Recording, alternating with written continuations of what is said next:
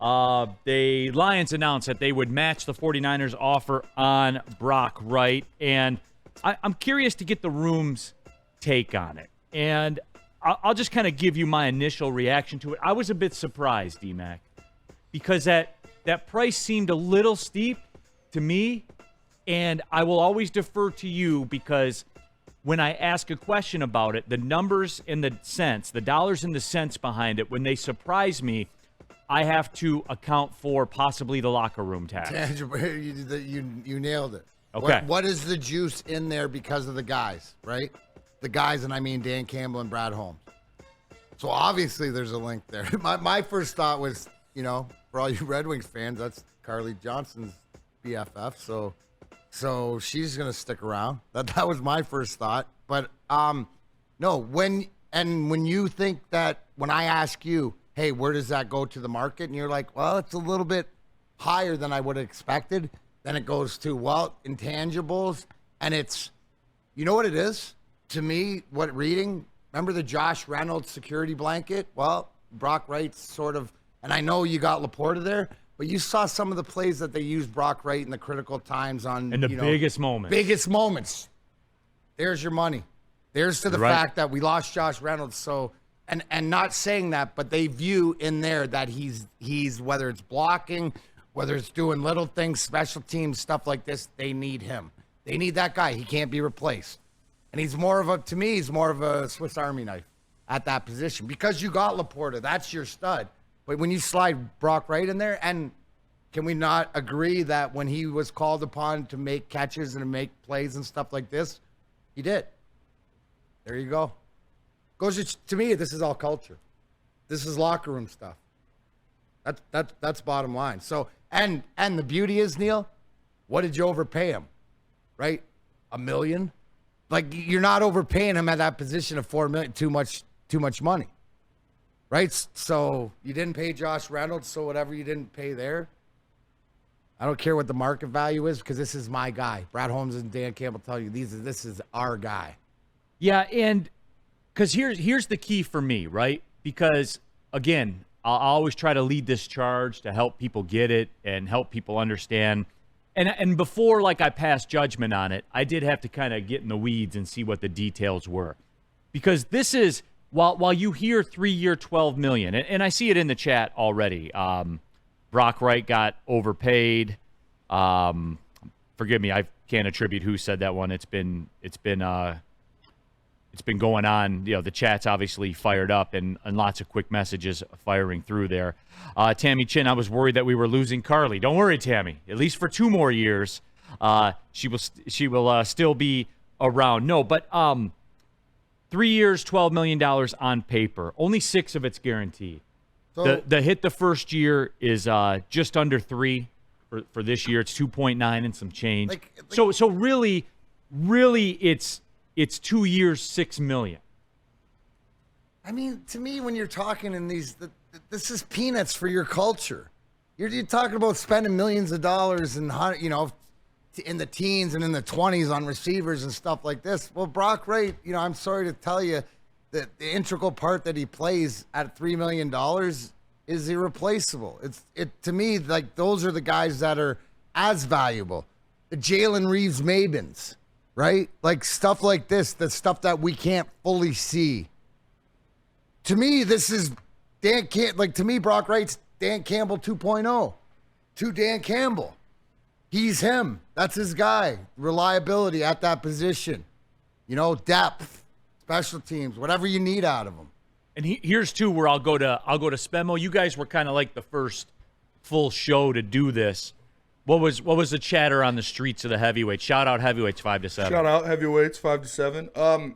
I mean, everybody liked it. He's an important part of what this offense does. Obviously, Ben Johnson loves his tight ends. He's big in the run game, and Dan Campbell explains him as extremely consistent and dependable, and that's what you want. You like they like their guys. They want to bring their guys back. And having a guy that's consistent and dependable like Brock Wright is important, especially when it comes to the pass game and the run game. And with the new kickoff rules, guys like Brock Wright are going to be extremely important. And you don't want him to No one's bringing that up, by the way. And you don't want him to go to San Francisco. because they like to use their tight ends. Right. They like Ben Johnson's run scheme. Maybe he shows them how those tight ends like to block, but it's good to have him back. Flannel this morning. What was the crowd like? I mean, the crowd was, I would say, mostly for it, but you also have to understand that the jury pool was maybe sullied by some of the more positive comments from John Macaroon and Matt Broder, who's never met a little engine that he didn't love. So, that's fast. I didn't hear that. He chirped Broder. What do you say? Oh, little shots fired right Broder's there. never met what he didn't like. A little engine that he didn't love. Yeah. If he's a So leader, saying Broder's a tryhard guy. Yeah, he loves the tryhard guys. oh, Broder. Are you saying Brock loves the Wright's a tryhard. little engine that could guy? Absolutely. That's what he. See, you're missing the point, Okay. guys. I'm not disparaging No, you're missing him. the point to the fact of how this team's put together. No, your opinion, Sam, is your opinion. We've made that absolutely apparent. What I'm saying is, go back, Dan Campbell. We got to prepare like all our starters will go down. If freaking Sam Laporta goes down as your starting tight end, is Brock Wright not the guy? Spenny brings up a great point. Sam Fran wants him to back up George Kittle. Does that not tell you how good he is? I A mean, little bit better than a try. That's all right. No. I'm a try-hard guy, right? no, you're Okay, good. You're better at hockey than Brock Wright is at tight end, 100%. 100%, and that's coming from me. Okay. That's coming from me, your biggest hater. Which you get credit for, Sam. Oh, we need. But what I'm saying though is what is the consistency? They like what they have if you show them, right? We've seen it, and Brock Wright. But this is one of these things. If your starter goes down and Laporta goes down, are you at least comfortable with Brock Wright playing more snaps and stuff like this? Because I am. With his team, stuff like that. Sam, has he not made big plays when he's been asked? He has, but it's just when we start talking about Brock Wright in these glowing At $3 million, Sam. It's just Can we not talk about guys at $3 million that are value, even when you think that they're not, Neil? I'm not saying he's Oh, not absolutely, yeah. valuable. It's just that when I hear about re-signing Brock Wright, I kind of am just like, okay, whatever. But I'm not going to act like he's one of the more valuable members of this team. When I say stuff like that, when I say he's one, I don't know, 20th the value that Sam Laporta is, people get mad at me. But he's just a cog in the machine. He's our cog. They seemed it valuable to match San Francisco's offer, but I'm just going to kind of shrug my shoulders and say, cool.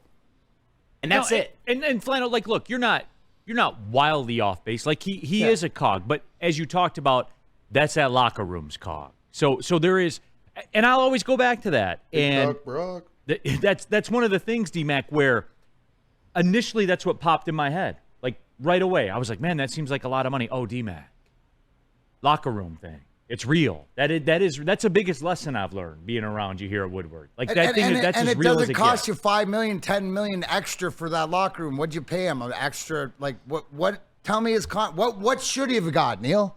What's the price tag that if he would have got that everybody's like, oh well, that's a deal, or he got what he wanted. Like it's got to be. Just to give you some context, last year he made $940,000. Now he's making what, $3 million? Yeah, just a shade under $3 million. Yeah, with Their 4 years guy, experience in the league. Yeah, confidence if he goes down, relationship with the tight end in the room. That's there's your extra money. It's pretty much an average salary for a guy on his second. An average salary for by the stats, an average player at a pass catching position that does have 7 touchdowns in the last 3 seasons. Like he's not insignificant. He's not. So it is by all accounts it is a pretty decent deal. Dad, what Tourette's brings up a good point. It's just $6 million guaranteed with likely a team out for year 3. That's typically how it works in these types of things. We run 2 tight end sets more than 90% of the teams in the league. It's blocking second tight end matters. No, 100%. 100%. So I like it. You know what you have. You're paying a bit of a premium for knowing what you have, and more importantly than that, knowing how it fits, and knowing what the role will be, and knowing what the results are, and knowing what you can count on them for. Like it does seem pretty simple when you all boil it down. You're paying a $500,000 premium, perhaps? Cool. To a guy that you already know, that you vetted out, that they're every day. Like, I'll pay for the known every day. Danny G to You Sam. know what he likes for breakfast every day in the cafeteria, for Christ's sake. Danny G to Sam, he's completely irrelevant and useless. Does he have that right? No. And let me just respond to Broder really quick, too. Yes, I believe Brock Wright is better than Anthony Ferkser. There you go. All right. I'm just... You guys can read what he commented. Tony D, Kansas City paid their second tight end the same amount as Brock Wright's contract. And that's, Noah you know Gray's what, Tony better D, than Brock Wright. Come on. What's that? Noah Gray's better than Brock Why? Wright. Because he gets more catches in the game. Like, Significantly blocking more. is important. He's an too. overrated blocker, dude. He's a Brock massive... Wright's an overrated blocker. Yeah, he's an overrated blocker. It looks better because he plays with this offensive line. Look at his blocking numbers. They grade out pretty damn average. Dude, I'll just say don't that. fucking give me the PFF bullshit, Oh, I bro. know all that useless stuff. Yeah, what does pass rush win rate mean? What does that mean? How do you guard or qualitate a pass rush win rate? If you beat your man.